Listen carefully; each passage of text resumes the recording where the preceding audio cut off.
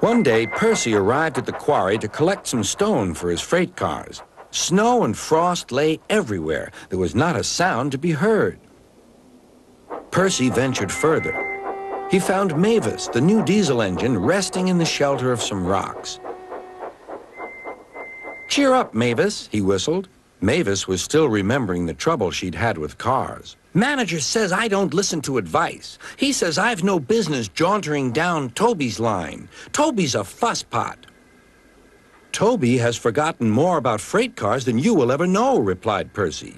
"You must put the cars where he wants them. Then you'll be a really useful engine. Now, if you'll excuse me, I have to take these stones to the harbor." Mavis liked Percy, but she still wouldn't listen to his advice. "Why shouldn't I go on Toby's line?"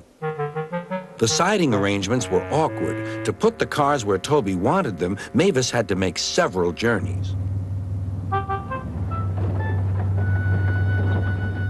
She started making a plan. "If we used the teeniest bit of Toby's line," she said to her driver, "we would save all this bother." Her driver, suspecting nothing, allowed them to go as far as the first level crossing.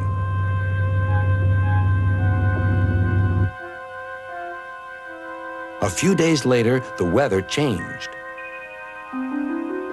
As the snow melted, the quarry grew busy again. Some trains were so long that before leaving the cars for Toby, Mavis had to go beyond the level crossing with them.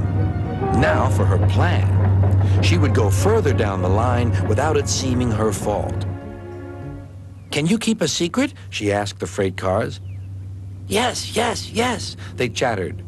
"Will you bump me at the level crossing and tell no one I asked you?" The cars promised. But while Mavis was away, Toby arrived. He decided to shunt the cars himself. The cars decided to bump him anyway.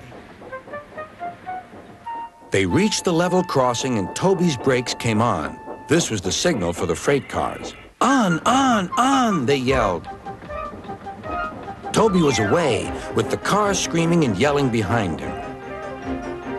No one realized that melted snow had turned a stream ahead into a torrent, and the bridge above it was about to collapse.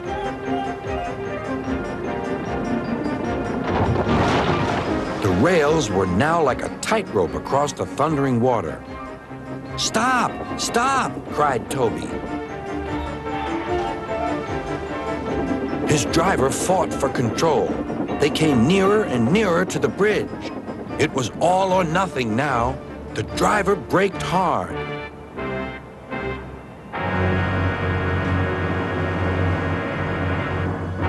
Toby stopped, still on the rails, but with his wheels treading the tightrope over the abyss.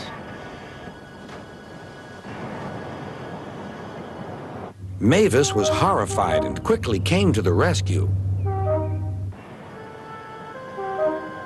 Workmen anchored Toby with ropes while she pulled the freight cars away. Then she helped Toby to safety.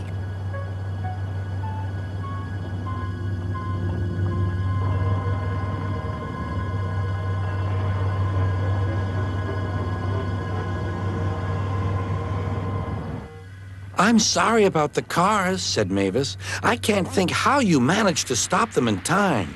"Oh, well," said Toby, "my driver told me about circus people who walk tightropes, but I just didn't fancy doing it myself." Later, Sir Topham Hatt arrived. "A very smart piece of work," he said.